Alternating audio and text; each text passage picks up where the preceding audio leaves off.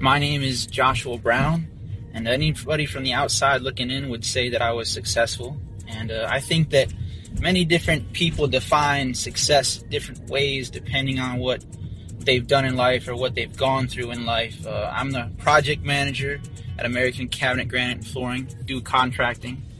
And I'm also part of a nonprofit organization called Society First.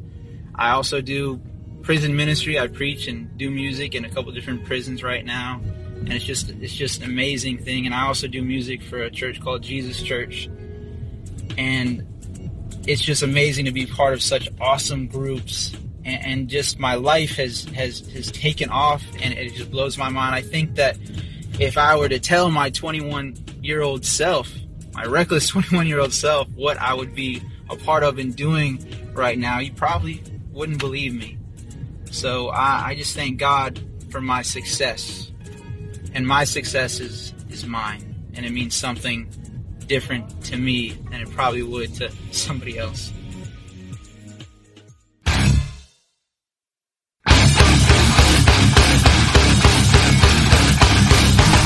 Trying to build a prison.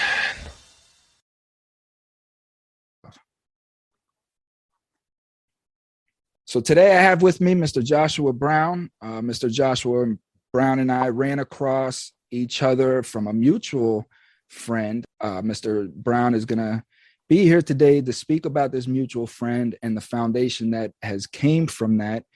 It's a marvelous story. It blew me out of the water when I heard this. So without further ado, I'm going to let Joshua introduce himself and what we're going to be talking about today.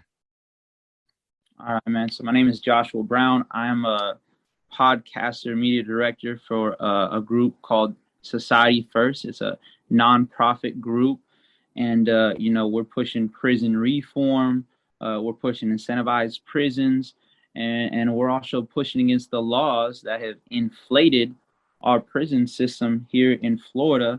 And with us, we have many other organizations in other states that we're slowly connecting with, that are doing the exact same thing, because the mass incarceration in Florida and in all these other states is something that we can't ignore it anymore. You know why? Because there's too many of us out here starting to bring awareness to our communities of what's going on in the prison system right now.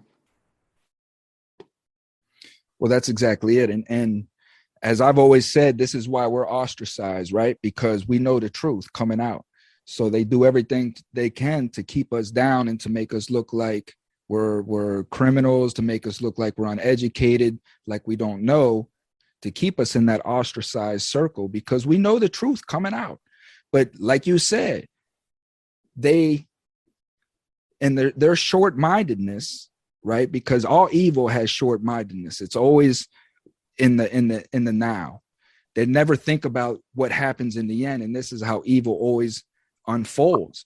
They didn't take into account how many people were going to be incarcerated under all of these laws that they were creating. So their hands got full. The prisons were busting. They can't do. Now the public is starting to, and this is what they did not want, was the public in their business. But what else can you do? So now it's busting out the seams. They don't know what to do with it now. And it's like everybody's trying to run for the hills. And it's a mess, man. But at the end of the day, who's suffering? Human beings, American citizens that are now being released into a community with no proper education on how to reunite with, society, the skill set, to help them avoid what got them in prison in the first place. So all of these laws and rules and we can help these guys get out of prison, but what is in place for them when they come home? Is there any attention on that, Yeah, and that's another thing. That's the reason why we got our name. Our name is Society First, because it's not so much focused on prison reform in and of itself, just for the prisoner and the person who has to go through incarceration. It's really about our society, because we think about the recidivism rate and we just think about the person that has to go back to prison. But what about the person who is victimized by the person going back to prison? Because and I always like to say this, there's an opportunity there. If someone gets incarcerated, there's an opportunity to put them on a better path, to give them purpose, to give them education, to give them something that they know how to do. And there are elements of that in DOC. I've done 10 years incarcerated myself at Okaloosa and Avon Park. And you see that a little bit, but you have to really press for it. It gets real political, certain positions, certain jobs open in DOC. It's not easy. I myself passed the state wastewater exam and could not get out there simply because the guy who worked out there wanted somebody else out there, didn't like me. And then I passed up an opportunity to get my wastewater license. So it's things like that we could talk about, that, you know, the opportunities to excel, the opportunities to do something better are few and far in between. And that's definitely one of the things that Society First wants to address. And another thing is just the safety of society as a whole. You have a very small, minute part of our society making a lot of profit off of inmates. You know, they're profiting off of pain and hurt, and men without their families, women without their families, and society as a whole, because they're profiting off of that. What society gets is, you know, 60% of men that are released back into society are going to reoffend within the first 3 years and get locked up again. Guess what? Most, if not all, most of those reoffenders have victims. Even if you're talking about selling drugs in your community, there are victims to that. People selling drugs, there are victims in that. We're not just talking about home invasions, robberies, murders, thefts. We're talking about, you know, just people selling drugs in your community to your kids or whoever. You know, all that, you know, plays a part in society as a whole.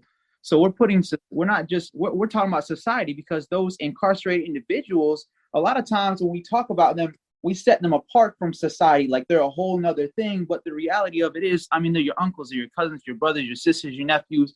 Everybody who gets incarcerated has some family. They know somebody. They have bridges they have not burned yet, and it's all connected. So they're part of society too.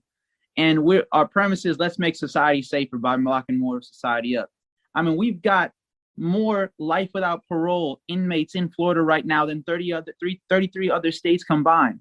America's got greater than any other country in the world. It's insane. So in order to be free, we think we have to take everybody else's freedom, you know, and that's not, and the reality is, no, man, people that reoffend like me, I grew up without my dad. I take full responsibility for my whole lifestyle. Everything I've ever done, I take responsibility for. But if I'd have grown up with a father, if I'd have had some better options, choices growing up poor on food stamps, pretty much government kid, you know, I might have done something else. And that's not an excuse. It's just a fact. It's just a reality. It's a reality for a lot of people that I've met and done time with as well. You know, there's people in prison that don't even know how to read yet. And you know, so when you talk about our society as a whole, these people that get incarcerated, they need to be helped, because when they get help, they can get out and they can be like shining for society. They can be activists. They could be someone like me or you, brother. So Society First, we've really trying to put a focus on that. We have a conference on the 23rd in Tallahassee called the Road to Restoration Conference. And in that conference, there's a segment called the Diamond segment. Mr. Jim Lynch will be over that. And in it, we are going to be showcasing a lot of formerly incarcerated individuals in society that have gotten out of society, that have made a positive impact, and that have made a difference. And usually this is the exception, but we're pushing to make it a rule. People that get out and make a difference, that talk to the youth, that try to help people get on a better path, even in society. Because we know there's always going to be people. Everybody has their own choices to make. You know what I mean? And that's the truth. But if your choices are limited, that's a whole nother ballgame. So in our society, we want to make society safer. We want to put society first as a whole. And that just doesn't mean regular people who've never been locked up before. That means everybody. All of society matters. And that's, you know, that's pretty much what we're doing over at Society First and what we're pushing. Yeah, it's amazing, man. It's amazing. And Bill really wants me to come to that thing on the 20. And you know, the thing with me is this is just me. You know what I mean? This is just me here. And I've been eating hot dogs for the past 3 days. You know what I mean? So it's not a lot of support coming in. And I spend most of my time trying to just get everything together and put, this radio station, this launch of this radio station. But the Criminal Justice Network is going to exactly do what it is that you're speaking of on a national level, is bring that together. So somebody in California and Washington knows about Society First and what they're doing, you know what I mean? And that they need help down there and such. So I really believe that this network is going to unite all of these organizations.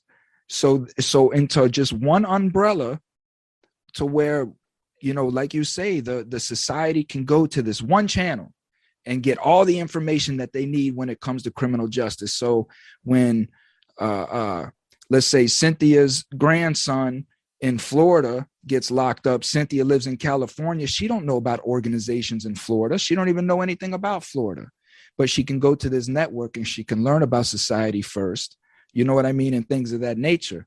So this is us coming together and learning about each other and supporting each other, bringing each other, because that's what it is. It's about the community. It's just about us, we the people. For me, that's my proclamation, is that this channel, my channel, is We the People. This is We the People's channel. This is for the community. This is for people to get educated about prisoners, what's going on, how to handle us when we come home. Exactly. The conditions that we've been under, the stress that we've dealt with, the trauma that we've dealt with, the trauma that we've inflicted, so it's how to, one, understand what these people need, how to deal with them, how to incorporate them back into society, versus just thinking that these people are supposed to readjust in 2 weeks or a month, and get their shit straight, as most of us here when we get home. Well, you've been home a month, you've been home 2 months now, you should be able to get back into shape. Like, you have no freaking idea what I've just been through for the last 13 years. The hell are you talking about? You know what I mean? So let's get into the foundation a little bit, how it got started, where it got started. So the way it got started was originally there was a Alfred Reiner and a Denise Rock. Denise, I don't know if you've ever heard of Florida Cares. Mm-hmm. I'm part of their group on Facebook. Awesome. So Florida Cares had a lot of people in it, and then one of them, her name is Denise as well. She co-founded Society First with Al Reiner, and we've been pretty much doing it ever since. Chris is another formerly incarcerated guy, awesome brother, owns his own business here in Florida as well, doing pretty well for himself. And then myself as well. I was formerly incarcerated. Actually, I was incarcerated with Alfred Reiner as well. And so we just all put in all of our time, all of our efforts, all of our money. And we've just, ever since then, we've been putting everything together, just making awareness. And it's been a bumpy road because, we've given money to different people to podcast for us or to help us raise awareness. And every time that happens, they just ghost us or things didn't work out. And I told Al, I said, man, listen, because I was the CFO, but we were doing our nonprofit status. I had done all the paperwork, and they red flagged us because I have a conviction on my record. Even though right now I'm successful business and number 3 man in my company, doing great. I got the keys to my own, to my boss's store, everything. They had an issue with me being a convict and being CFO. So I didn't even care. For me, it's not about titles or anything. Who is they? The IRS during the exemption process? Department of Agriculture. Mm. So our nonprofit status for the state of Florida itself, that's where that red flag came from. Florida Department of Agriculture, to actually like recognize us on a state level for nonprofit status, we had to, there's like a little stack of paperwork that I did and I had sent out to them. And so they'd given us an issue because I have a record. So I said, you know what, fine, let's just go ahead and try to switch gears. And now I am the director of media, still on the board of directors. And I've been, doing podcasts for like the last month. And I told Al knows. So I go to Avon Park Correctional myself as a volunteer. And I have a PIN number. I've been in a couple of times preaching in the same prison that I EOS from, which is a real blessing, really awesome for me to be able to do. I play music for a couple of different churches here in Port Orange, and also in Tampa, because my wife's going to school in Port Orange. And so I'm involved in a lot. And my time, I try to utilize it very wisely. And I always want to give back, because I'm going back into the prisons. I'm going to the main units. I can see these brothers that have a life sentence, man, looking back at me. And I'm telling them, look, brothers, change is coming. Do not lose hope, because there's people there with hopelessness, man. And they're going to die in there if we don't change something, if we don't do something, if we don't move something. And I see that, and it drives me. And back at me, it's kind of different. You know what I mean? So praise God, I've been able to do it. And through it all, we've been getting a lot more views on our Facebook page. And we've also been able to connect with a lot more people like yourself and like Jim Lynch and some other individuals like Texas, that we've put her interview there as well. So we're just hooking up with a lot of different people, and I'm just interviewing people, man, just talking about this, just talking about these issues, just bringing awareness to. What we have to do is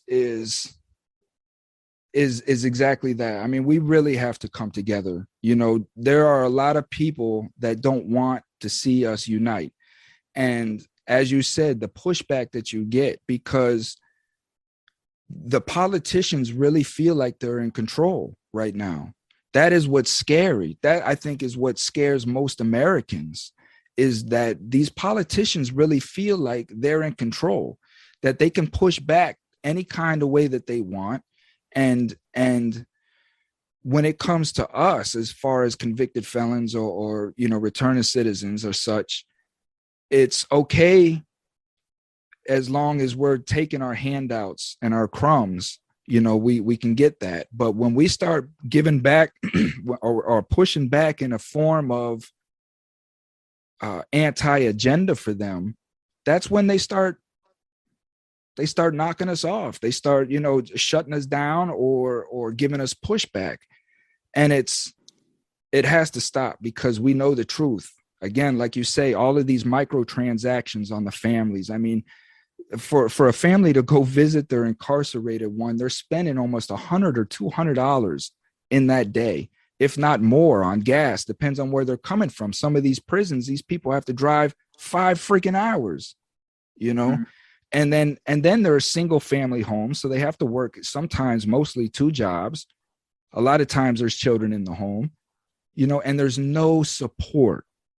Yes, we made mistakes, but we made mistakes because of whatever the error in our thought process was, right? True enough. But you're not only punishing me, you're punishing my whole family structure. You know what I mean? The whole family structure is being punished.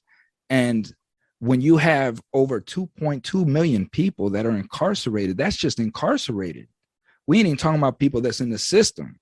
But 2.2 million people behind locked doors, that is 2.2 million family structures that is in chaos.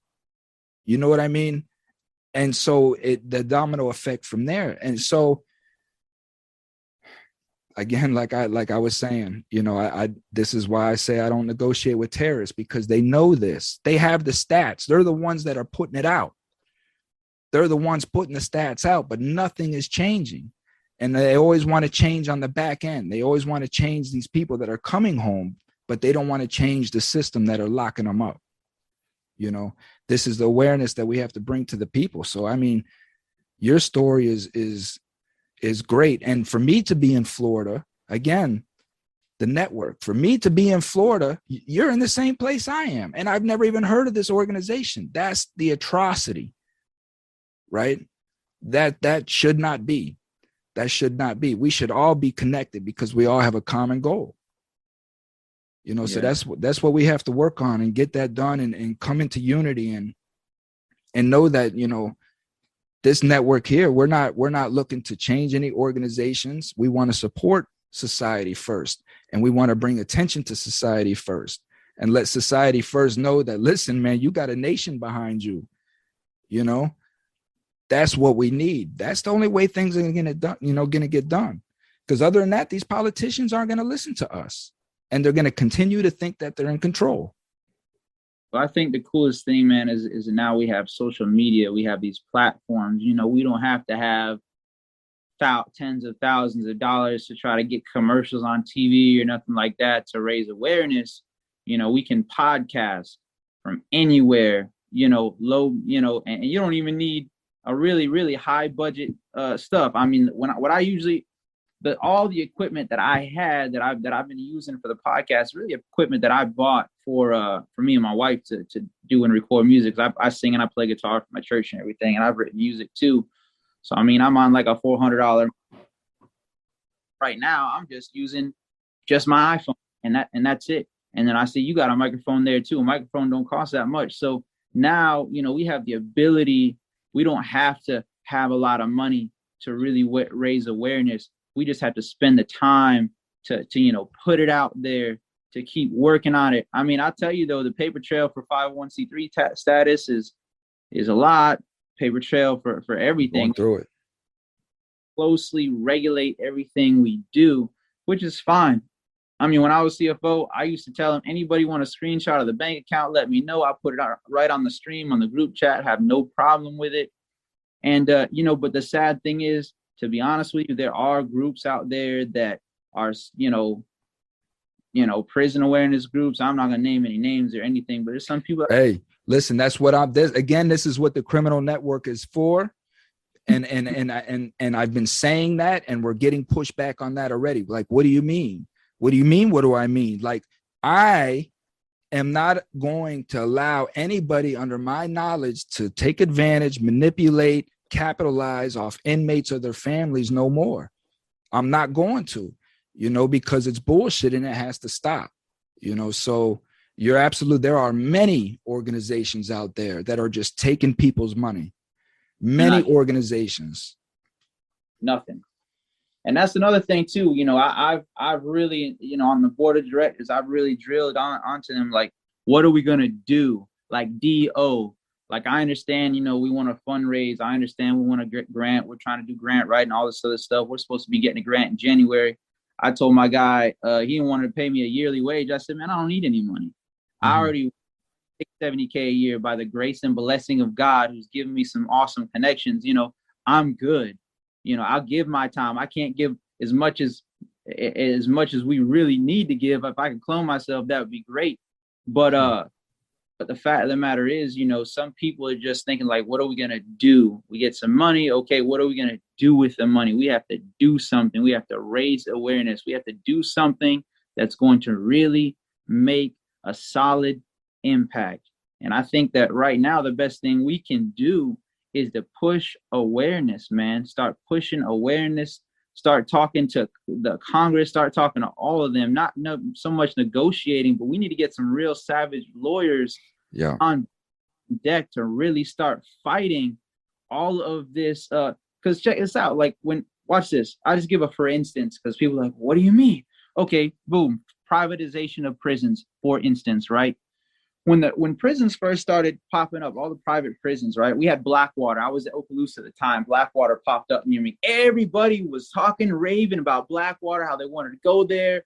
They've got all these flat screen TVs, multiple monitors, and all this and that, all this nice new stuff. And it was air conditioned, because I don't know if y'all know, but prisons don't have AC, man. That's a shock. I tell people sometimes that they state prisons. Yeah. So anyways, go ahead and now we're thinking about this. You know, we're all talking about, I was a law clerk too. So we're all talking about the privatization of prisons and things like that. And I'm like, you guys know this is probably like the worst thing that could happen to us, right? They're like, what do you mean? I said, what do you think is going to happen when people start really, really making money off of us? You know, and if they shut down the state and they open it up all private, what do you think is going to happen? You know what they're going to do? They're going to send lobbyists. And because you know a lot about lobbyists, you know what they do, right?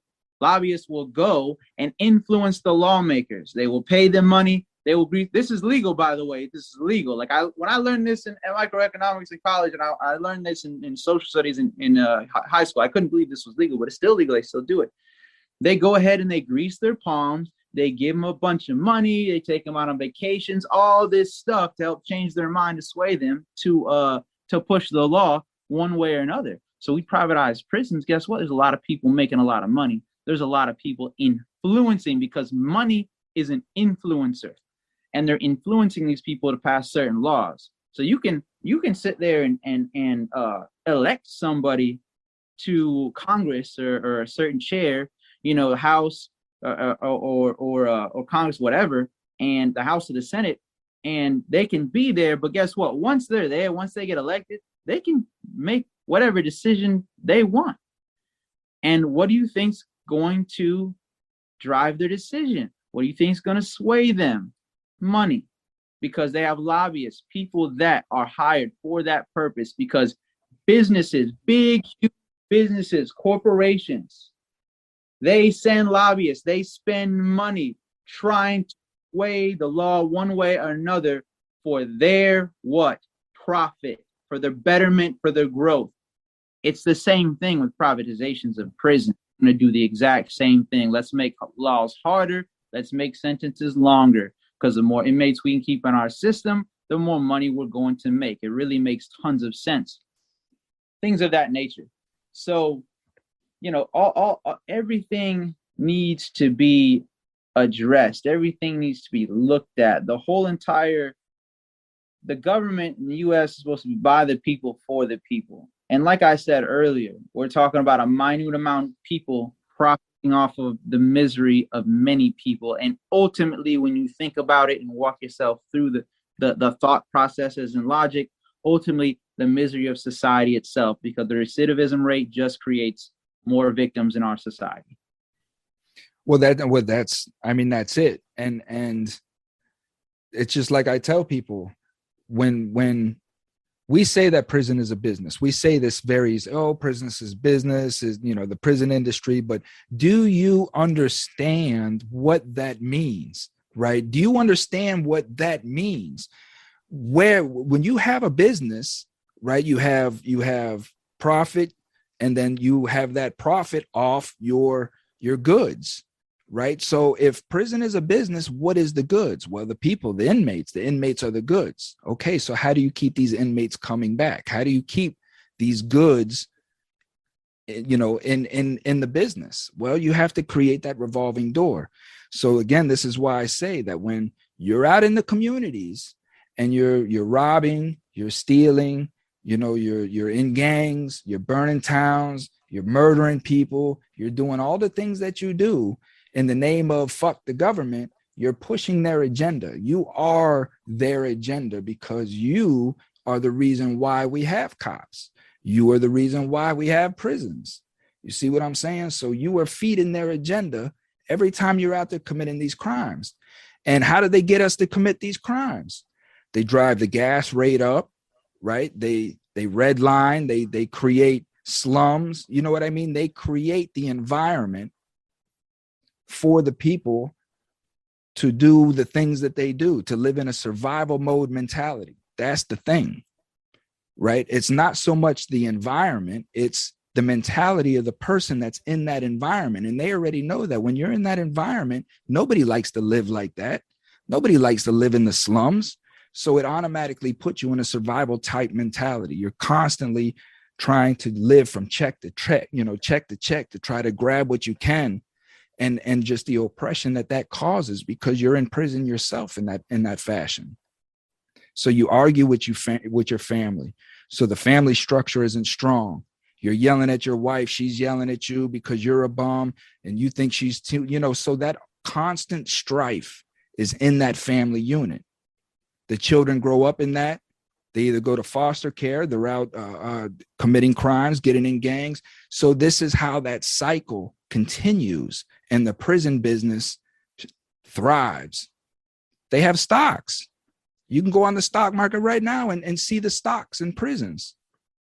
So all of this absolutely has to cut down.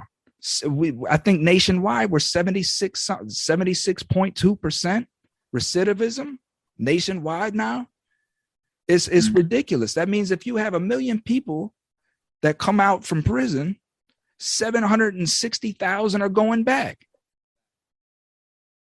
That's guaranteed money for whoever has to house them, for whoever has to off of the labor. And I touch base on a couple of these things because I cannot tell you just by telling you. I can tell you from experience. You want to know what my charge was? My charge was it was a home invasion with a firearm, right? I tell you this, college party, when I was in a gang, I was doing all kind of other stuff. I never try to make myself in a better light than what I was. I was a mess, 20 years old, grew up without a dad, super violent tendencies, wanted to do what I want. I got accepted into a college, but I just burned myself out from that. I just didn't want to do what was expected of me. I just wanted to do me. So, kick that. This guy don't come out and fight me. Homeboy shoots up his house a couple times. We leave. Another one of my gang brothers over in East Side Atlanta was like, listen, man, no, you got to get blood tonight. We got to do this. Like, this guy has to pay. But he won't come out of his house. You know what I'm saying? So we go in there and he's not bang on the door, tell him to come outside and, give me one. And still don't want to come out. So I kicked his door in, ran him down, beat him up, knocked him unconscious. So I'm now facing a life sentence plus 55 years for that. Because in the state of Florida, what they like to do is they just like to shoot you with every charge they can think of and see what sticks. Right. For 10 years mandatory for a burglary with assault and battery. And then when you look at the charge, you say burglary with assault and battery with a firearm, right? But guess what? You think about burglary, nothing was stolen. Like if you look at the whole police report, you will not hear him say Jack took my TV or nothing. No, in the state of Florida, if you unlawfully enter someone's residence and you commit a felony, it is automatically a burglary. If I go in your house and you tell me to leave and I punch you in the face, I can spend the rest of my natural life in prison. It is a PBL, a punishable by life felony. If someone's in your house, you tell them to leave and they don't, they hit you in the mouth, that's a burglary now. They're unlawfully in your house. And then, in Florida castle laws, you have a right to shoot and kill them as well.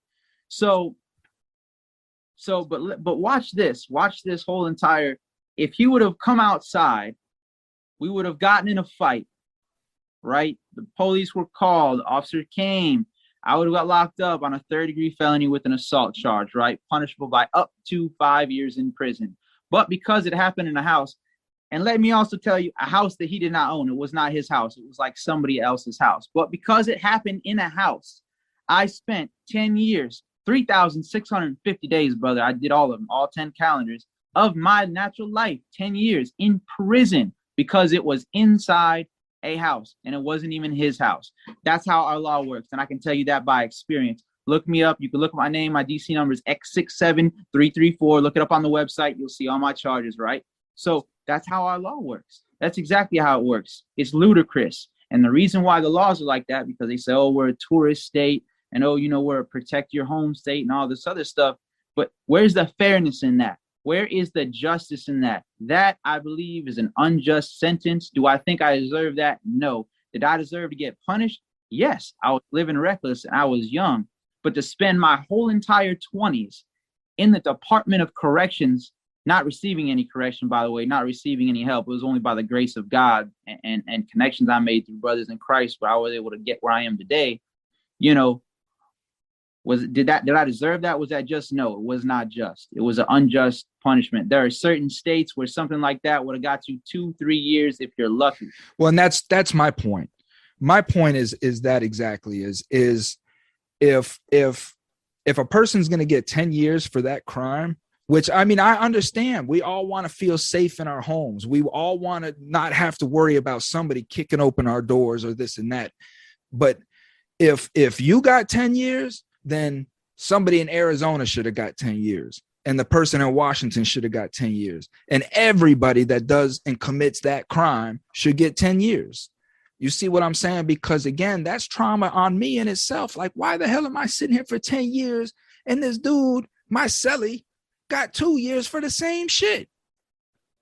Yeah. You know what I mean? Because he cooperated maybe, or there was some extringent, activities going on or whatever. But I don't know if you had caught the episode with Tanawa about the Constitution. Tanawa is an individual that I ran across out of Oklahoma, and he's a convicted felon as himself, and lost his life to this crap. But he is actually got something in the Supreme Court dealing with plea bargains, and that plea bargains are unconstitutional, and that it leads what plea bargains has led into is this system now. Of course, we know, statistically speaking, that you are having more people plea out, being coerced to plea out, than using their First Amendment rights to go to trial.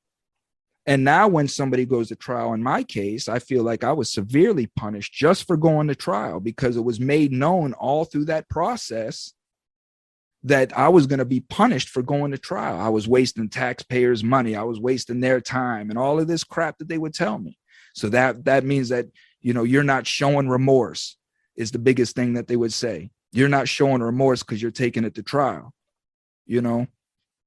So he's actually got this thing that plea bargains, because again, you have a right to go to trial. Plea bargains are nowhere in the Constitution, of course. It's an agreement. It's a contract between you and the prosecutor that you're going to admit guilt. But how many people are coerced into that contract by who knows? So there's a lot of ground to cover with us, brother. Say something about that so-called contract as well. I remember when I did a plea bargain, and I was not supposed to have any court costs. I was out. I'd gotten my license. I was working. I was doing great. And then it just popped up all of a sudden, a letter talking about my license is going to be suspended, right? License that I got back. I got my insurance. I finally got my car. I'm working. I'm being a productive citizen, part of our society, doing what I'm supposed to do, right? Watch this. So I look and I'm like, suspended? How in the world is my license going to be suspended? Tickets, nothing. My driving record is clean, man. Are you serious? I haven't had nothing. No run-ins with any form of officer law enforcement since I've been out, right? So as it turns out, back in I think the 19th Circuit, Orange County, I still have a balance pending of $900 and something. And I really didn't even have time to try and hire a lawyer, figure it all out.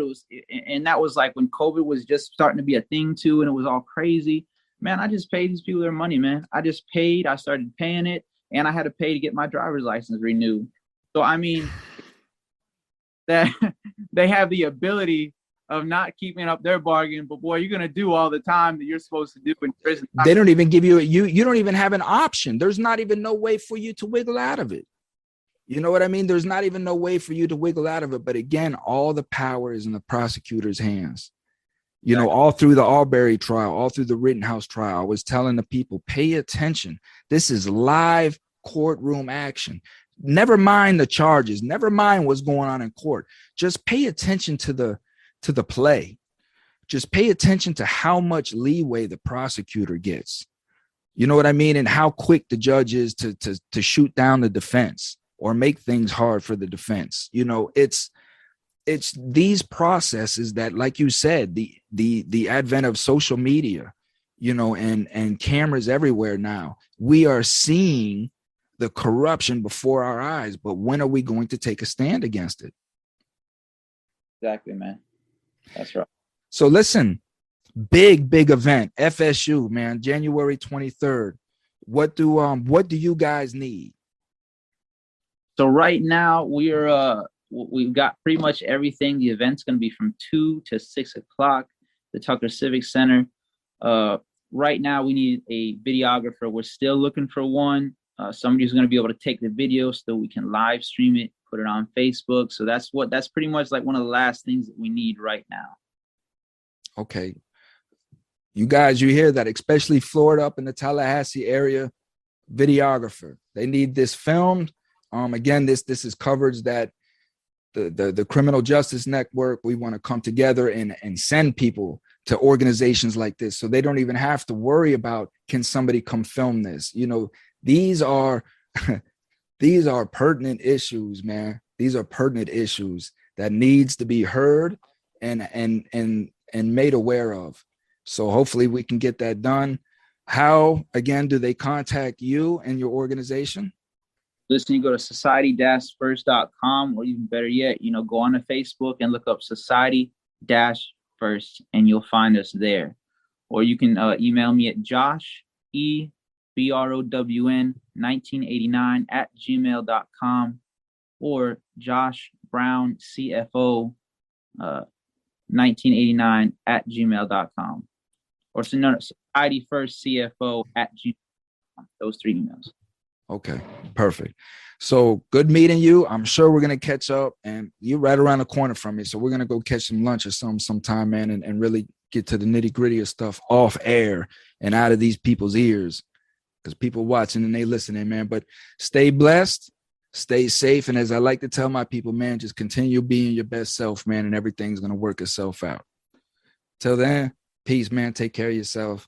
Nice meeting you.